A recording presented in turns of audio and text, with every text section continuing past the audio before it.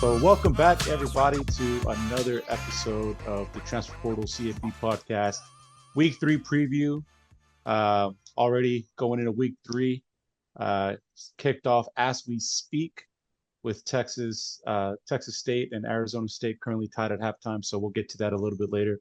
Couple big news this week as well. If you haven't noticed, we finally pulled the trigger and got verified on Twitter or X or whatever Big you want to time. call it now. So we are verified on there. So expecting to do some good things on that platform and continue to grow and get better at just get better at it and keep pushing our ideas and our views, and hopefully it continues to improve and get bigger. So that's exciting.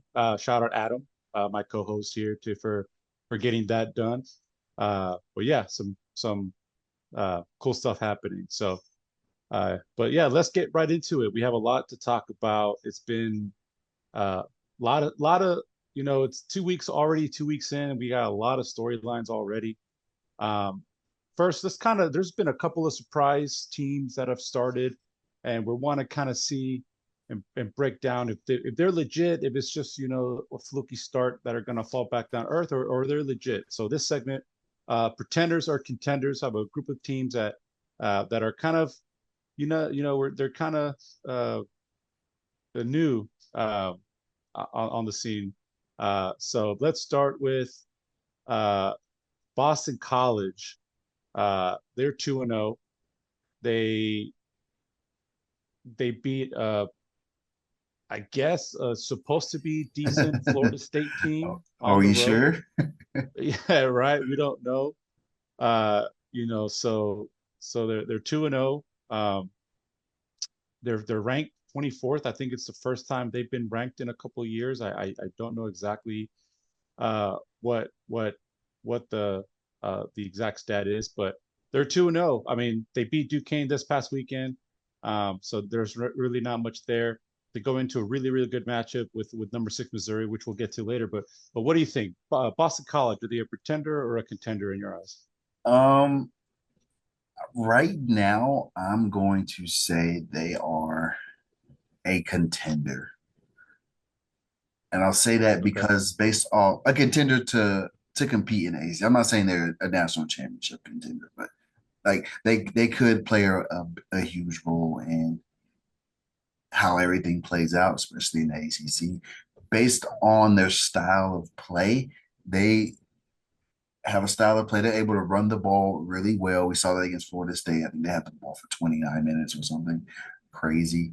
They know what they do. They stick with it, no matter who's in front of them. Say what you want about Florida State, but they they have players on that defensive line, and Boston College just completely outclassed them with their run game. They played two games. They have three players over 100 yards rushing, so they're balanced. They got multiple guys. It's not just one guy. They hit you with everybody, not including the quarterback. Quarterback does not include. I'm talking the running back. Thomas Right. Cassiano, he's also a threat, running the ball too. And based on that style of play, if that if they're able to keep doing that, they're going to be in a lot of games. They're going to have the ball a lot. They're going to have whole possession, so they have a chance. And if a team takes them lightly and they're not ready, we saw it with Florida State. They can get got really quick. Yeah. Yeah, definitely. And I mean, their schedule is fairly favorable. Mm-hmm. They got, obviously, this weekend is a big, probably the one of the biggest games of the weekend. Like I said, which we'll get to it a little bit later. Against number six Missouri. So that's going to be a big test for them.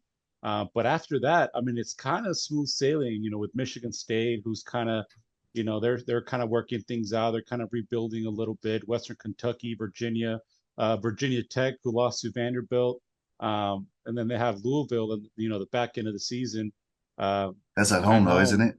Yeah. Yeah, at home. So it's they got their schedule sets up really nicely for them if they can somehow survive against, and not even honestly, they don't have to even survive. They can lose a close game to Missouri and still kind of write their own course, and uh, with the 12 team playoff, they can definitely find themselves in the mix. So I I think they're contenders as well. I don't know if they're going to be in contention to win a national championship, but definitely in contention. Uh, you know, in the conference. Uh, and like you said, Thomas Castellanos, I think he brings a lot to the table. His ability to run is really, a threat. I don't know what it is about college quarterbacks that can run. They just pose such a threat to defenses. College defenses seem to have trouble stopping running quarterbacks for some reason. So, you see it every weekend, with these running quarterbacks who just get just insane 300 yards passing, 100 yards rushing, and it's just crazy. So, like you said, that running game is really, really strong. You add Thomas Castellanos's ability to run, and I mean, he's thrown 6 touchdowns this year. 340 yards passing. It's not anything crazy, but like I said, they beat Duquesne 56-0. So he didn't play much in that game anyway after the first couple quarters. So probably a lot of running as well. So yeah, I think they're contenders. I think their schedule is favorable. They uh, they avoid playing Clemson. They avoid playing some of these other big Georgia Tech, some of these other teams in the ACC. So they can find themselves in the ACC championship or even in the college football playoff. So I agree with you. I think they are contenders as well. Moving on to the next team, probably one of the most exciting and surprising teams that people are talking about right now is Nebraska, the Nebraska Cornhuskers, and their Patrick Mahomes clone in Dylan Raiola. Uh, I'll start with this one. I mean, I, I don't want. I'm not ready to call them contenders yet. I think Dylan Raiola is really, really good. He's everything as advertised. There's a reason why Nebraska and their fan base was so excited to get him when he flipped from Georgia late in the recruiting cycle, and it's a big deal, and it's worked out for him. He's playing right away. I mean, if he was at Georgia, he probably wouldn't be playing right now, but he is playing, and he's playing at a very high level. He's doing a lot of good things, and he's led his team to a 2-0 record. I mean, they have played UTEP and Colorado. I know Colorado gets a lot of talk, but I don't think they're that good. I don't think they're going to be that good this year anyway. But after that, their schedule is very favorable. I think their biggest game isn't until late October against Ohio State at the Big House. So there's a very, very good chance that they could go into that game undefeated. They have Northern Iowa, Illinois, Purdue, Rutgers, and Indiana before then. So there's a really, really good chance they can go into the Big House undefeated. But I just can't. I don't think it's gonna. I can't see them beating a team like Ohio State. They're just not there yet. They're not talented enough yet. I think Dylan Raiola is doing a lot of good things. Uh, with his passing game, and he has some decent weapons. But I just don't know if the talent level is there yet. And eventually, it's kind of like baseball. The book, you get enough on a guy, um, you start to game plan against him a little bit easier, a little bit better, and you kind of start to see a little struggle. So I'm not ready to call them contenders yet. What about you? Yeah, I'm kind of the same uh in the same boat as you. I just I haven't I've seen Dylan Raiola, but I haven't seen him against a good defense. Right. I think he's good, but he's a true freshman. He's 18 years old. And the conference that they're in, if Nebraska's in the ACC, I think it'd be different. But they're in the Yeah, Big Ten, and they do avoid some of the heavy hitters. Like they don't have to play Oregon, they don't have to play Pitt State, don't have to play Michigan. But I kind of disagree. I think there's the back end of that schedule, kind of what you mentioned after Ohio State. They got UCLA. I think they'll be favored in that game, but they have to go to USC, Wisconsin, and then end the season at Iowa. I think Iowa is going to be in contention for the Big Ten championship game then too. That's tough for a true freshman quarterback. We know he's going to make some mistakes. He's gonna have some slip ups. Can Nebraska recover from those slip ups? Because I mean, I'm penciling in three. I think they lose to Ohio State, USC, and either Iowa or maybe Illinois. So I see three losses. I don't think that's good enough. I think I love Matt Rule. I think he's great. I think they're going to be really good next year. I like Isaiah Nayer too. Um, just I think I need one more year. Just get the growing pains out of the way. Fall on your I almost cuss. you know, take your hits, take your lumps, learn from it, and next year, that's when we really go. I think next year you're gonna see Nebraska go big in the portal, and I think that's when they really like, okay, we got a shot. Let's take it. So I'm getting one more year. Yeah, and Matt Rule has shown that he's able to recruit out of the portal. He's Oh gotten yeah, he's a great coach. some really good players out of the portal the last couple of seasons. So yeah, I think they're definitely on their way. Not contenders this year. You know, yeah, that like you said, that back end of the schedule is a lot tougher. Um, I still think there's a good chance of going Ohio State undefeated, I but do too. I do too. I think I that even at even Indiana is yeah, a I mean, little. obviously there's with a freshman quarterback and a young and a growing team, there's obviously chances for like you said, for history's That feels like the to trap game for me. You have Ohio yeah, State next week. You're going to Indiana. I think that might be their trap game. But yeah, it wouldn't I surprise me could if see that. they're six I and could zero see and that. ranked. Yeah, I could see them being undefeated going to Ohio State and still ended Mhm. up with with two or three losses or even four Yeah, losses. So yeah, I think that they're not contenders in my opinion either. Um, but they're almost there, Nebraska fans. You're almost there. Next up, we got Miami, Florida, the Hurricanes of Miami. Um, Again, they're also 2-0. They also kind of have I don't want to call it a marquee win because Florida isn't that good, but they do have that nice win, primetime win on their resume against their in-state rivals. So, what do you think about Miami? Contenders or pretenders, in your opinion? I mean, based on their schedule alone, I hate to keep going back to the schedule, but It's it's important just though. it It is. is I important. mean, they don't play Clemson. You know, they got Florida State at home. It's just I feel like it's I don't see them losing until they meet Clemson in the ACC championship. If they meet Clemson, I should say that. And then if they go, even if they go into that game undefeated, I think they're automatically in the playoff, regardless win or lose. So yeah, I mean they got a good quarterback. They got answers. Shout out to Mario Cristobal. He might have finally figured it out for once. Who would have thought? I never thought I'd see today Mario Cristobal has a national championship team, but he just might. Hey, you never know. He might refuse to call a timeout, cost his team a win or something. Or take a knee. I mean, yeah.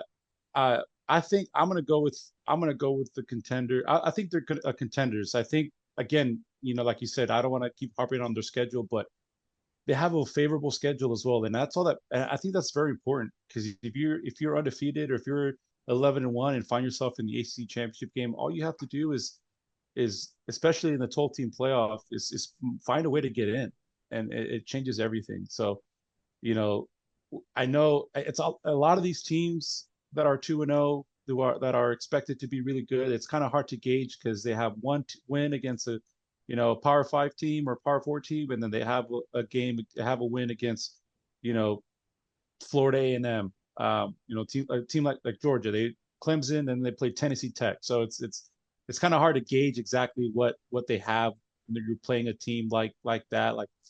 No disrespect to those teams, but I mean there's a reason why they play those games early in the season. But yeah, I mean Cam Ward, I think he is the best fit for him has been at Miami. We talked about this before on the pod. Doesn't have the weapons. He's never had the talent around him that he's had now in Miami, and uh, he's looked very comfortable. He's able to run the ball. He's able to scramble. Very good, awareness, pocket awareness, and kind of make plays with his legs. Uh, you know, He has almost 700 yards passing in 2 weeks, 6 touchdowns. You have somebody like Damian Martinez in the running game who, you know, he's not a world beater. He's not going to change anything, but he's a serviceable back who can, get you yards when you need them. Um, but yeah, I think they're very talented. I think the defense is really good. They have a favorable schedule. I think they can find themselves undefeated by the time they get close to the end of the season. They still have to play Florida State. They still have to play Louisville. But other than that, they I can't see more than 1 or 2 losses. And in this age of college football, I think 2 losses might be enough to get you into the dance. So So let me I think they're contenders. let me ask you this. Okay, I think we agree like they're gonna be in the playoff, right? I'm gonna give you 5 teams. I want you to tell me if you would favor them against these 5 teams. Okay. First team, Penn State. If you had to pick No, right now, would you favor them? I wouldn't favor them over Penn State. USC, Yes, I would favor them Missouri, over USC. No, yes, I think they'll be favored over Missouri. Ole Miss, No, Utah. yes, I think those are the potential first round matchups. So yeah, I mean, yeah. The path is there. yeah, I think Ole Miss and Penn State are probably the toughest matchups there. Missouri, I still have to see. Um, we have to see. I want to see a little bit more out of Missouri, um, which is a perfect segue because that's our next team, Missouri. Um, they're also 2-0. They've looked really good. They've jumped up to number 6 in the standings. They've kept that momentum uh, from last year. Uh, winning the Cotton Bowl against Ohio State. So they've looked good. They've looked good. But they have to play. Well, actually, I mean, again, not to keep harping on schedule, but in college the football, schedule that's is just what so it is. light. Their schedule, they are very, very fortunate. And their biggest game is at Alabama, uh, in Tuscaloosa. Uh, and, you know, their 2 biggest games are probably back-to-back weeks. Uh, is at Alabama and then home against Oklahoma. Those are their 2 biggest games. Obviously this week against Boston College, um, which we'll get to later. But that's it's going to be a good test for both of those teams. But after that, I mean, you got Vanderbilt. You play at Texas A&M. I mean, Kyle Field is a tough place to play, but I don't think I don't think Texas A&M talent level is enough to compete with the Tigers. I mean, Brady Cook is probably the most underrated quarterback in the SEC. Um, that dude is good. He is a good quarterback. He's perfect uh, for for for uh, for that Missouri offense. Obviously Missouri's weapons are you can't ask for better weapons. I think Pretty for a good. quarterback, they're pretty. Yeah, I mean, you got Luther Burden and Theo Weiss.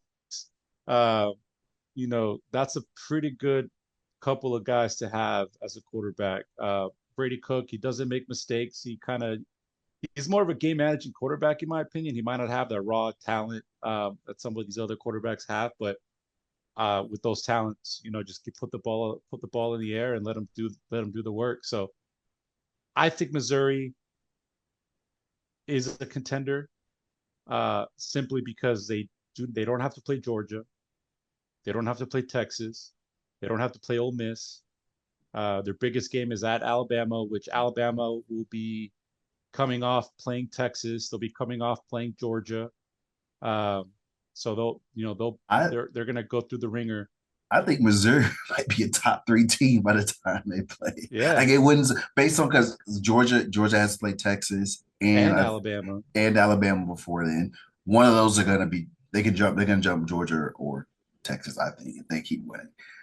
Obviously, talk about Alabama has to play Georgia. Ole Miss, I think they have LSU and somebody else I'm forgetting about. Ohio State has to play Oregon,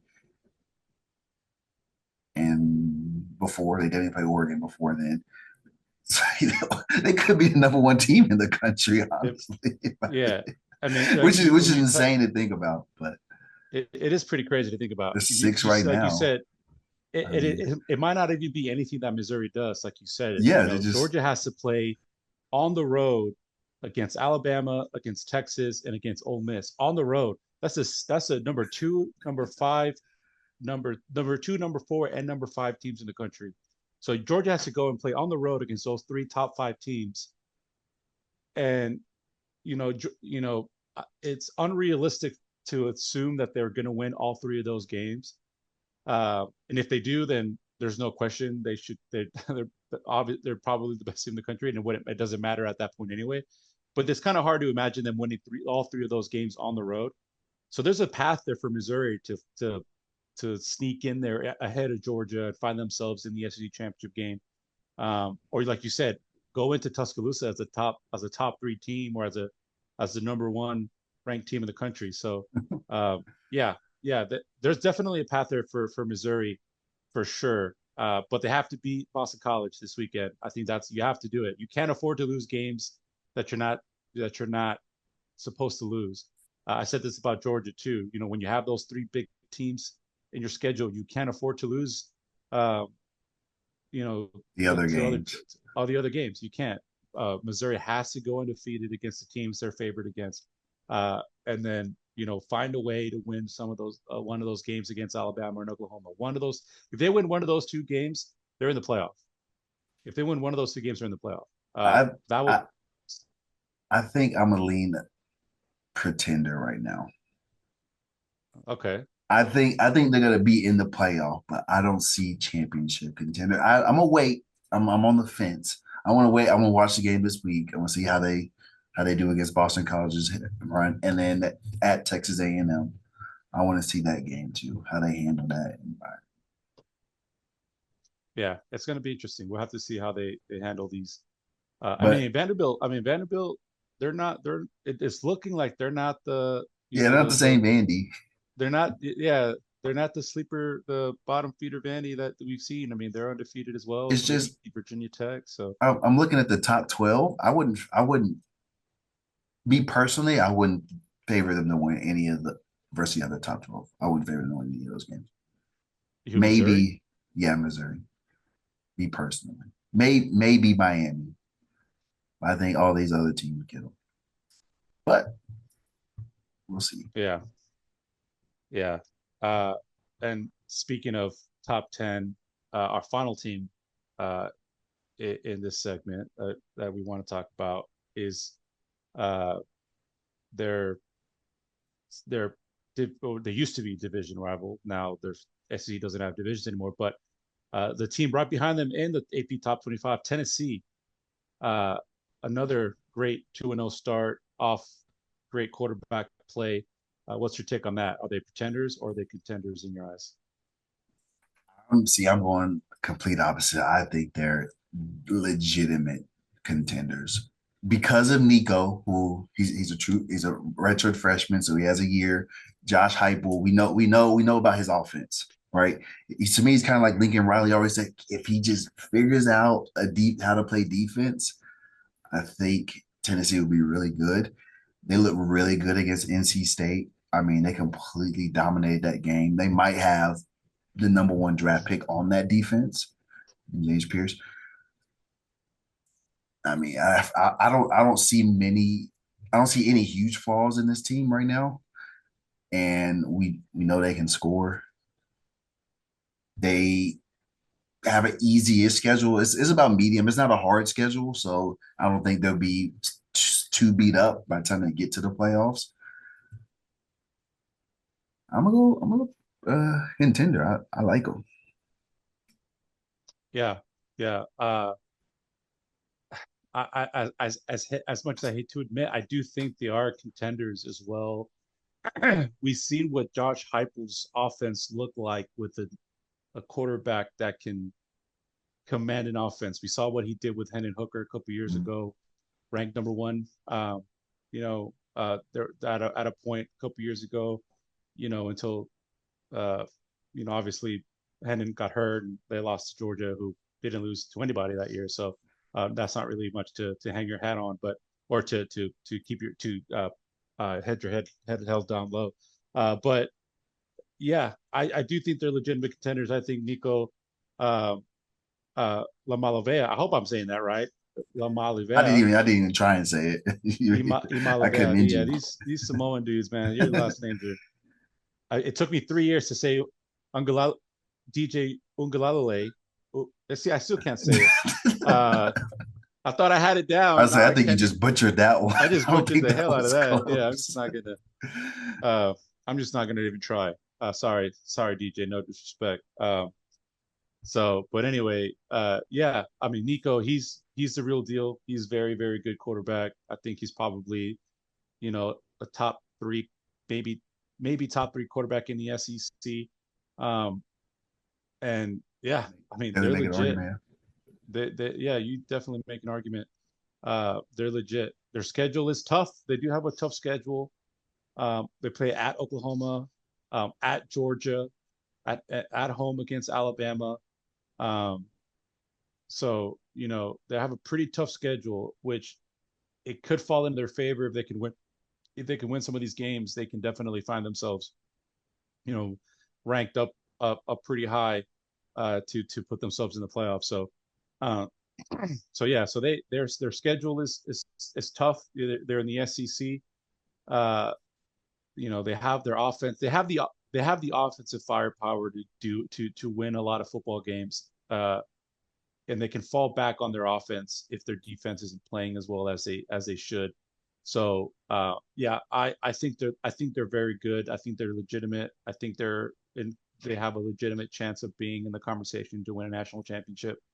Um, and yeah, they just have to go out and win. It's one of those things too that they can't afford to lose to teams they're favored against. They have to beat Mhm. Arkansas, they have to beat Florida, Kentucky, Mississippi State.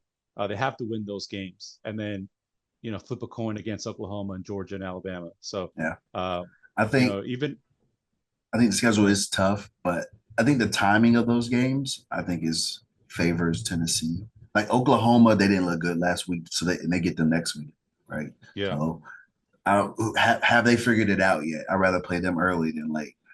They get Bama in the mix of LSU and Missouri. Like, Bama has those three games: Tennessee, LSU, and Missouri back to back to back. So it's like I mean that's tough for Alabama to prepare for all three of those teams. Maybe they catch them slipping. I mean, hey, you saw they were in a dogfight against USF again, so you never Exactly. know. At home too, Yeah, so they're already having injury issues too. And they're both their yeah. tackles. I think we're out. And I mean, year one of Kalen DeBoer, it's not a Saban-led team Mm. where everything is that ship isn't as tight as it used to be. So nothing. And I'm not saying that's as a No, negative on Kalen DeBoer, but he's yeah, not Nick Saban. I mean, let's be honest about that. So um, it's it's gonna a, be. it's a different dynamic for sure. So, Yeah, I agree. but Those other games they have to win. They have to handle business against Arkansas, Florida, yeah, Mississippi State. yeah, definitely. A little off topic too here though. I knew that Georgia had a tough schedule, but Mm-hmm. Jesus, like that is a hell of a schedule for Georgia. You play as of today, they're playing four. They're playing the fourth, fifth, sixth, and seventh. No, they play the fourth, the second, fourth, fifth, and seventh team in the country this season as of today, like ranked today. Like and three of those four are on the road. That is brutal. And that's not including That is Clemson, who they already played. yeah, that's not including Clemson, who they already played, and made quick work of them. But yeah, that's the brutal schedule, It's man. the That's SEC now, ridiculous. man. It's That the is SEC. crazy. People gave Georgia a lot of a lot of crap last year about their easy schedule. Can't can't say that now. You can't make that argument this year, especially if they go undefeated. That is probably I'm not even trying to sound biased, but if Georgia goes undefeated, and I'm not trying to harp on Georgia too much, but if Georgia goes undefeated with the schedule, that's probably the greatest regular season of all time. Yeah, I agree. Beating Especially those if beating all those these teams are teams. as good as we think they're gonna be, that'd Yeah. be pretty insane. Imagine imagine them going undefeated and they're all the other teams only loss. You have 11-1 Texas, 11-1 Alabama, 11-1 Tennessee, 11-1 Ole Miss, and all of those teams lost to Georgia. That is the greatest regular season of all time if that happens. We'll see. But a lot of football left to be played, so we'll see. I I don't even think that I don't even think Georgia will go undefeated. Yeah, I don't. I I think think, that's very unrealistic to yeah. think about. Um, but that's a very brutal schedule. Uh, but anyway, let's I digress. Let's move on. So we're going into week 3, so we're kind of starting to get a little separation on our Heisman. Obviously it's way still very, very, very early in the season to be talking to really see a favorite. But we're starting to see a little bit of separation about some guys falling off, some guys rising into the conversation. So what do you think? So what we're gonna do here, we're gonna each pick 2 players. I guess we'll go back and forth of who we of not necessarily we are picked to win the Heisman, but who is probably our we bet money on right now. So I'll let you go first. Who's your first guy you think on your Heisman watch right now? I mean, not to be a homer, but I'm gonna go with my guy Quinn Ewers, Yeah, and here's why. I think, and this year I can see the winner of the SEC, whoever wins the SEC, they're probably gonna win the Heisman. I think the yeah, odds say that as well. I think it's Quinn, Beck, and then is it Nico who's third? I On some think so. I Yeah, think I've seen some. So it's like I think those are the 3 best teams in the SEC. One of those 3 are probably going to win the SEC, and I think if as long as you don't have a shitty year, like you have to be really shitty. I think it's going to go to the team that wins the SEC. Not even the stats probably won't even matter. I don't think Quinn Ewers is going to have great stats, but I think if Texas wins the SEC, he's going to win the Heisman this year because I don't think nobody's going to take over the Heisman with stats like we saw last year with Jaden Daniels. I don't yeah, see that. yeah. I think the talent is too good this year to have one of those types of Heisman winners. Um, yeah, no, I mean that's not a homer pick at all. Fenua is definitely he's kicked off his season very, very good. Um, so I don't I am not opposed to that at all. Uh, uh, I- I don't know if I want to go homer either. Uh, but I, I think I might have to. Uh, Whatever, it's our podcast. We can do what we want. I'm gonna go with Carson Beck. Uh, Yes. Look, and I think he's having a very, very underrated season so far. He's not really getting talked about.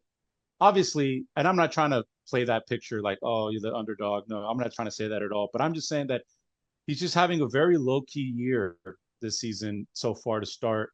Um, he hasn't had to do too much uh, because I mean, they've taken care of business, against Clemson. The first half against Clemson was a little shaky, but he fought, he fell into his own after that.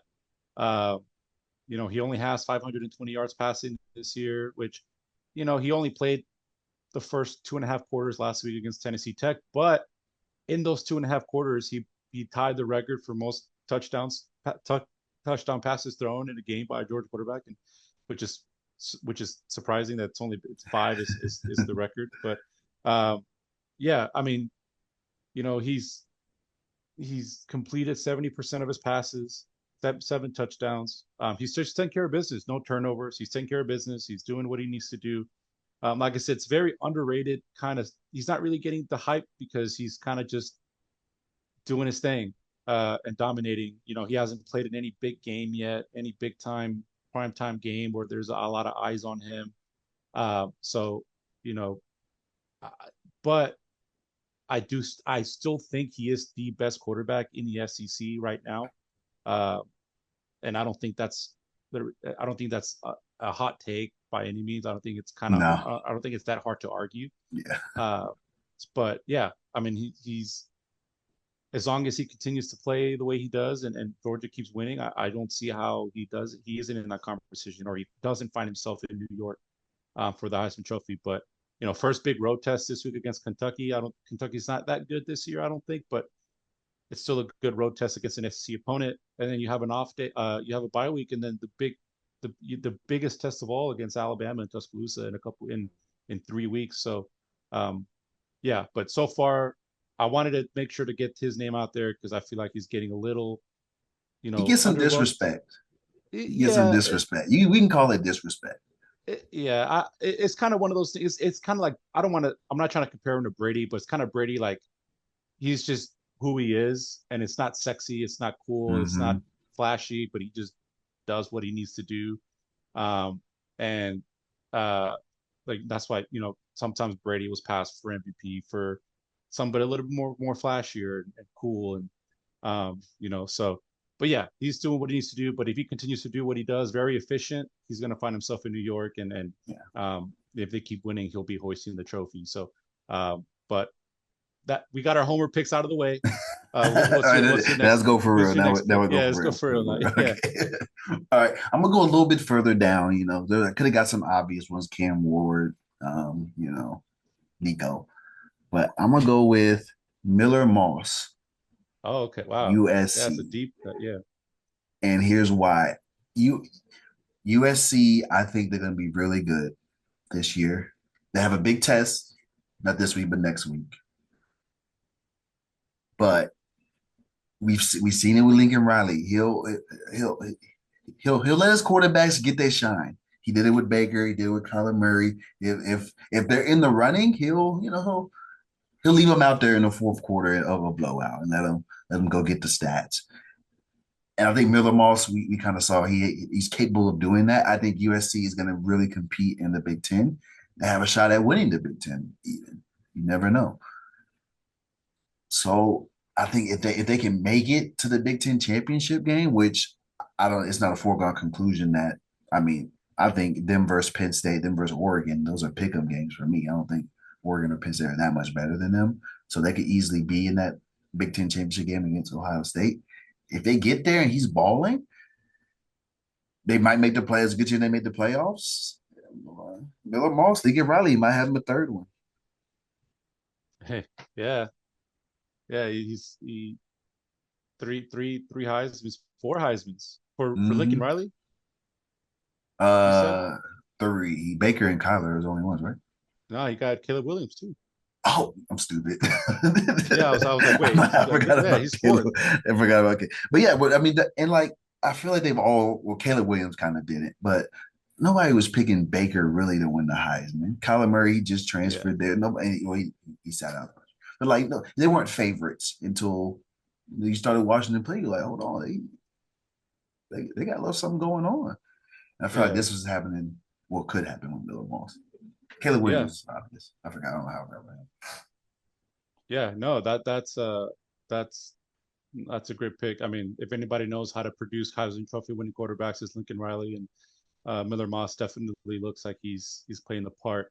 Um, I'm gonna go for my last pick. I'm gonna go uh, up into the Pacific Northwest and go with Dylan Gabriel, or from Oregon. Look, they've had a couple bad games to start the season.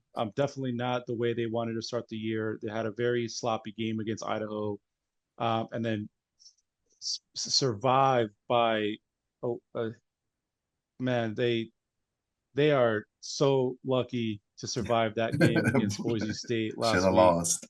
They should have lost that game. But I guess you got to give them credit. Finding a way to win is what they do. But Dylan Gabriel, I mean, he's always been he's always been a very consistent quarterback. He's played the same way. I think very efficient. He does he gets the job done.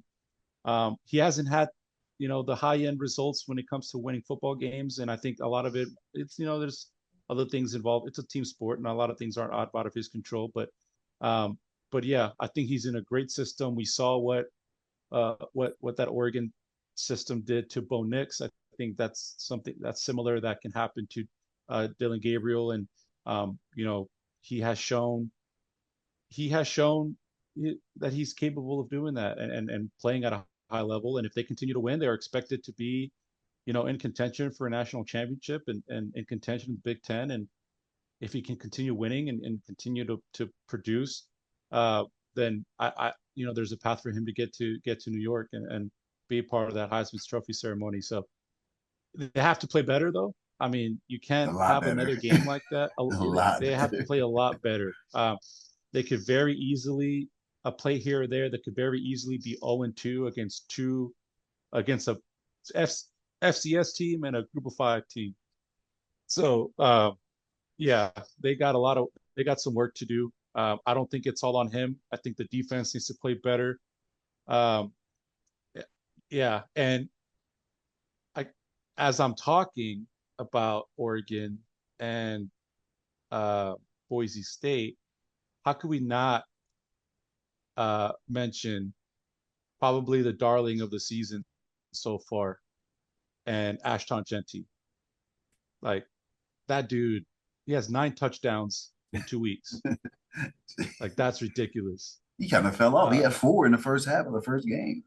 yeah, He's on yeah, a he's slide. behind. He's behind Behind the curve. yeah, behind the curve now. Yeah, come on, you got to keep it up. Yeah, like not to spend too much time on him. It's hard. It's really hard. He's a Group of Five running back. Yeah, Running backs in general are not are. It's very hard for them to win. Heisman's. It's a quarterback award almost at this point. Um, so I don't want to put too much stock into it, but by all intents and purposes, so far, Ashton Genty definitely deserves a spot in New York as of right now. But yeah, so I um, agree. I yeah, think he does. I think he would have to break like records. He had to break Barry yeah, Sanders records or something in order to get yeah, just yeah. just because that's just where we're at. Their margin of error is a lot different for them than they are for quarterbacks, unfortunately. But that's just the way it is. Um, so, but yeah, but let's kind of go. It's unfortunately a lighter week this week. There's not a lot of big games, but it always seems that whenever we have these types of weeks where It's there's crazy. it gets crazy, right? Like there's something crazy going on. Um, I was kind of iffy on talking about this game because it is happening right now. I didn't know what it was going to be like by the time we started recording this podcast. But as of this moment, Texas State and Arizona State are tied at 21 midway through the third quarter. Texas State just scored. Did they? Yeah. Okay, so now they're up. So Texas State, yeah, they did just score. So they just took the lead. They're up 28-21. Um, so this is the first game that we wanted to talk about. And I mean, it looks like it's living up to the hype. It's the reason why I wanted to talk about this game. Texas State, and they tell me about Texas State. What like they're good, Yeah, right? that offense is very efficient. I'm I've been watching the game before we hopped on, and I Yeah. mean they've had multiple 15 play touchdown drives, and it's just coming. The ball's coming out fast. They're keep reading the defense as well. Coaches dialing up the playbook. I mean they look good, and Arizona State looks good too. As well, they have a couple turnovers. They turn the ball over to start the second half. Those I want to say a bad throw, just maybe a miscommunication, but they both look good. This what you were talking about. If you look on paper, it doesn't look like because there's not the top top 10 Yeah. teams aren't playing anybody really. You don't have Texas, Michigan, or whoever like we will when conference play Next. opens up next Yeah. next week. But it's these group of five games. These games these games can get real spicy. It's just we talked about it before. It's so much because of the portal. There's so much good football going around the country now. Don't don't sleep on these games. And we're seeing it tonight. Both these teams are good. I'm excited to watch it. We hop off here. Yeah. And as we speak, Arizona State is now in the red. They're inside the 10, I got uh, it pulled getting over to ready. the side right here. Yeah, getting ready to tie the game. So, yeah, and that's why I wanted to talk about. I mean, Texas State, they've had a lot of bad football in San Marcos, Mhm. for a long time, and you know, um, I feel like they've kind of checked off some boxes that they've needed to check off to kind of elevate the program. One of those things was to finally beat UTSA. They hadn't been able to beat UTSA since UTSA became a program about a decade ago. They were 0-5, I think, against them. I mean, they weren't really close either. I mean, a lot of blowouts, and another team, UTSA, that was considered to be one of the teams in contention for a playoff spot from the G4. And Arizona State just scored, so they're about to tie the game with 2 minutes left in the third quarter. So uh, yeah, a big program building win. Arizona State, they're not Alabama, they're not Georgia, they're not Michigan, but they're an undefeated Power Five team, uh, and you know, or Power Four team now, I guess, because Pac-12 isn't a thing anymore. Hey, hold on now. But Wait. It might be hey, Power well, Five. So yeah, hold yeah, on that's now. Hold a on. little get ahead of ourselves there. Hold Yeah, on. yeah, that wasn't even part of our. Should have put that in there. Yeah, that's well. I guess we could talk about that in a little bit. We can talk But about yeah, that next so week. We'll see if they invite some more people. We'll see what yeah, we we'll get see, for. we'll see what happens. Speaking of UTSA, I think they're kind of in that conversation as well. So, Right but yeah, now. I mean, Texas State, GJ Kinney, man, Got he them when hooping. he's yeah, he that man is he's on fire. Since his days at UI, I mean, he coached. He was the offensive coordinator for Cam Ward at UIW. He was the head coach for Lindsey Scott Jr. at UIW, who broke a bunch of records and just set that off. It was a blaze, man. That offense is so good, so quick. Very explosive offense. GJ Kinney has an incredible future in this sport, and what he's able to do, what he was able to do with to Incarnate Word took him to the national semifinal with Lindsey Scott, and then now year two with Texas State, and he's in a dogfight against Arizona, an undefeated Power Four team at home.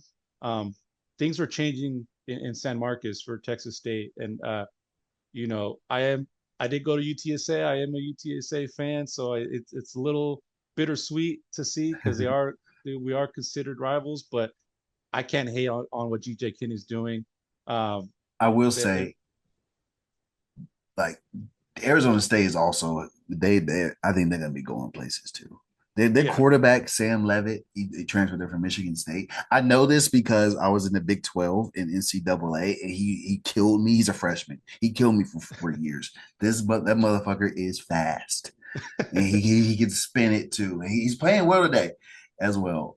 Keep an eye on that name, Sam Levitt. I think he might be might be transferring soon if he keeps this up. Hope he stays because I think I like seeing a good balance. But yeah, yeah. I mean, keep he an eye on and him on the other too. side too, Jordan McLeod. I mean, Jordan he McLeod, of course. I mean, what he did at James Madison, he hops in the portal, probably expected to get a higher end team, Power Four team, calling knocking on his door. It didn't really happen. Nothing really materialized for him. I mean, honestly, there just weren't a lot of spots open for him. I mean, when you had a lot of higher profile quarterbacks in the portal, um, there's wasn't really much there for him, and he finds himself at Texas State, and look, I mean, he's playing very very well. So yeah, it's still the dogfight. They're going down. It's going to be a hell of a game, and I can't wait. As much as I love recording these, I can't wait to get off and watch the end of that game. Yeah, we need to catch the fourth Uh, quarter. yeah, catch the fourth quarter definitely. Um, so let's move right along so we can get to that. The next game I put on here Arizona at Kansas State, one of the few ranked matchups. That happens tomorrow night. It'll be the kind of the headliner for Friday night um, between um, the other Arizona team, and then going to Manhattan, Kansas, and playing Kansas State tomorrow night on in prime time. What's your take on this game? Uh, Take the over first of all, but I'm very excited to see what Kansas State's offense really looks like because they pretty much chose Avery Johnson over Will Howard. They could have kept Will Howard. They chose to move on for him and go with Avery Johnson because he's the more dynamic quarterback. We really haven't seen anything from him using his legs at all. Any design run plays, I haven't seen any. I've watched both their games. This is the week where they're starting this. This is an unofficial Big 12 game, by the way. This matchup was scheduled before realignment, so it's a Big 12 game, but it doesn't count as a Big 12 conference game. But still, this is the first real test. You want to make a statement. I want to see the real Kansas State offense because I think they've been hiding stuff. And I think the road for them winning the Big 12 is through Avery Johnson's legs. And I think they're gonna unleash him tomorrow. So I'm excited to see that. And of course, on the other side, Noah Fia, Ted McMillan. We know what they got. But I think it's gonna be high powered, a lot of creativity. So I'm excited. Yeah, yeah, definitely. I mean, uh, the over under right now is 60 and a half. So yeah, and it's very reasonable for to take the over. So uh, both of these teams are very high powered. Like you said, Avery Johnson and Noah Fifita, they're really really good versatile quarterbacks that can very elusive. They can, you know, extend plays, make plays with their legs. I think it's gonna be a very very high powered game, very fun game to watch. If you love defense, probably not the game for you. It's an Uh, old school Big but 12 game. It's an old yeah, school Big 12. yeah, yeah, definitely right. It's the Patrick Mahomes versus uh Baker Mayfield type Mm-hmm. game where I think they both had like over 700 yards passing. Yeah. So yeah, I mean Arizona, they've going back to last season, they're on a nice little winning streak. They won 5 games in a row, or it might be more than that now. I think going back to last season. So uh, yeah, uh, they've shown they beat Oklahoma in the Alamo Bowl last year, and they've kind of continued that Mm-hmm. momentum going. Like you said, Nova Fida is really really good, and I think it's going to be a good game. I think I'm going to take Kansas State just because they are at home. Uh, So too. I, they're rate they're favored by 7. I do think they win. I don't know if they cover. I think it might be a closer game than that. I think they might win by 3 or 4 by less than a possession. So uh, yeah, but I do think Kansas State wins that game. Um, Next up, we got uh, another. We kind of alluded to this earlier. Boston College and Missouri. Again, both a good test for both teams. Uh, what do you got with this one? I'm gonna lean towards Missouri because I think they need um, those statement wins. I think they're gonna try and put it on them. I think they're minus 16 or something right now against BC. I Yeah, don't know if they minus cover 16. that because I think Boston College they're gonna run the ball regardless. If you're not, so I think they're gonna hold a lot of possession there. But you got Luther Burden, you got Brady Cook.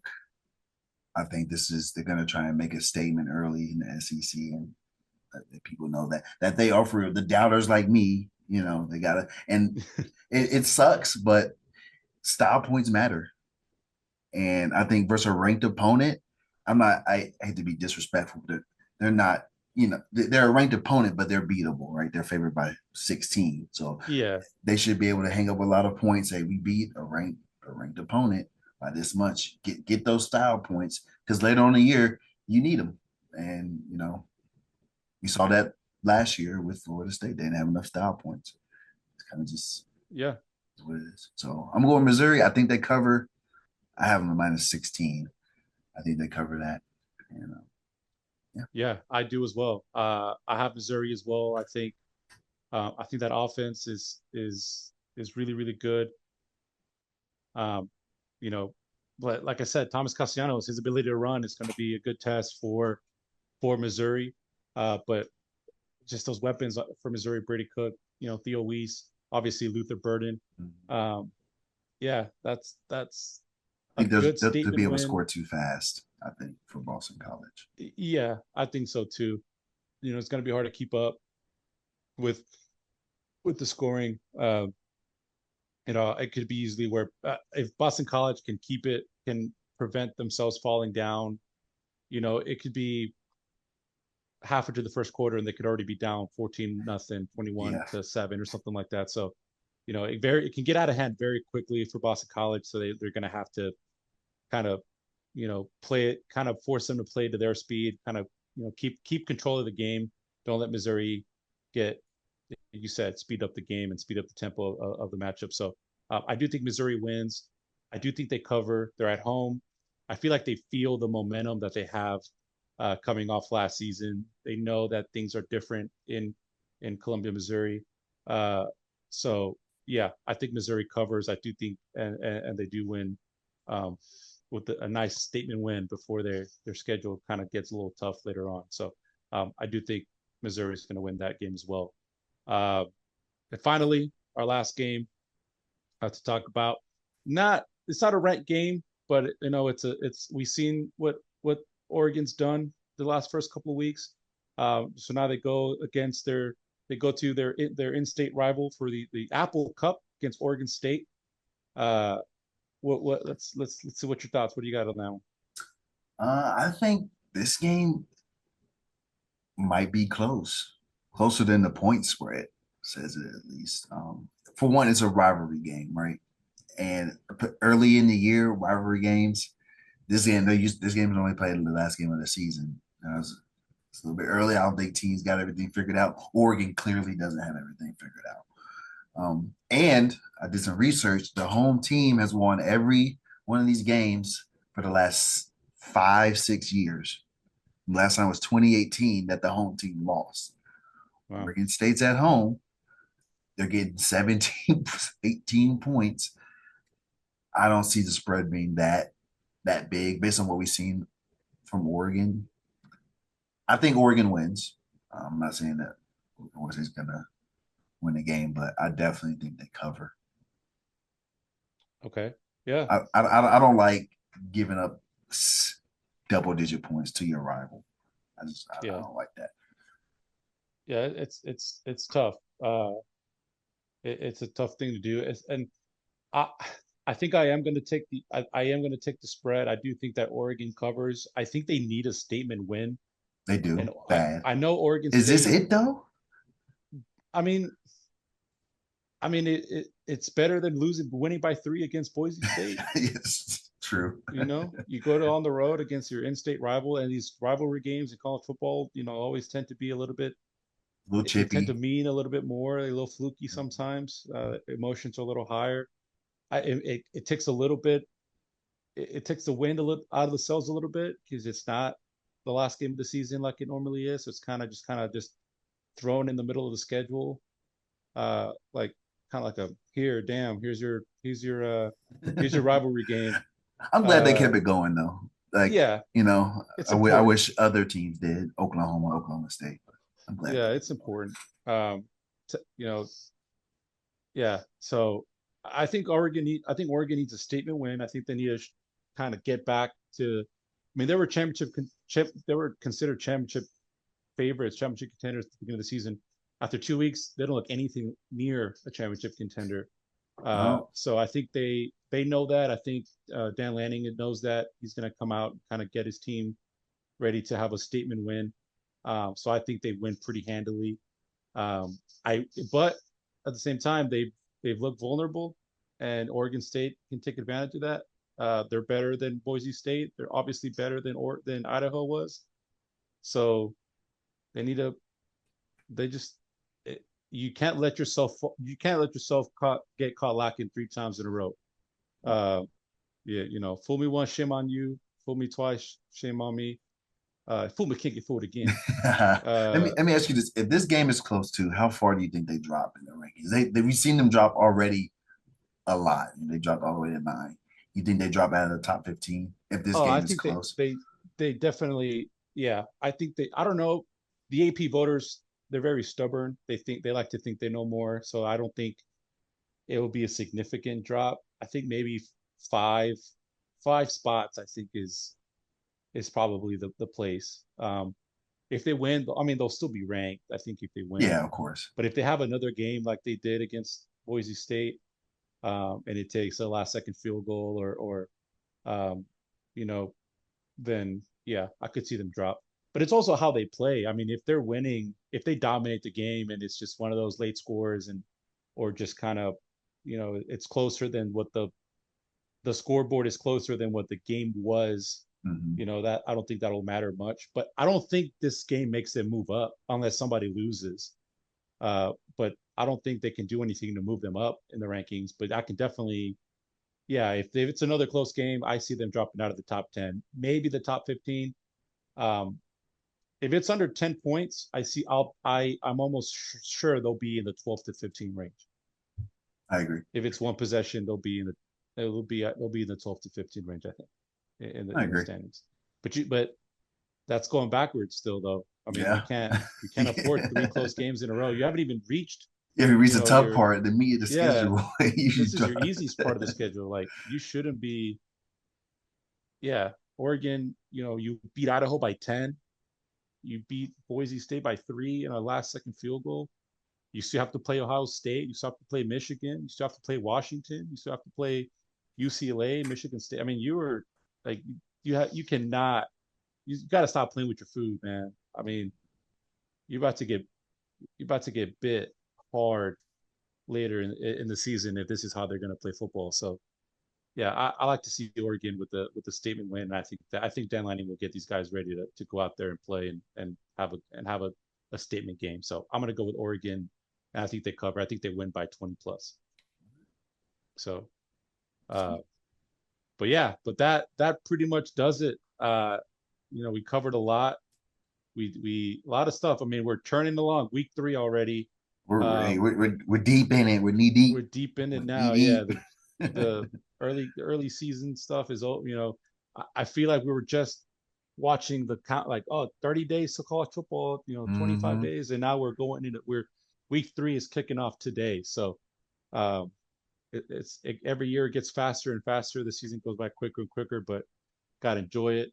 So that wraps it up for us. Have a great week of college football once again. And yeah, let's hope everybody's teams win. Let's go out and have some fun and watch some good football this weekend. So, any parting words there, Adam? Like and subscribe. Yeah, Get your like and friends too subscribe as well. and follow us on our brand new Socials. check mark we got on there. Nice little Hmm. thing going on in there. So, but y'all have a good one. Be safe. Enjoy some games this weekend. We'll catch you on the next one.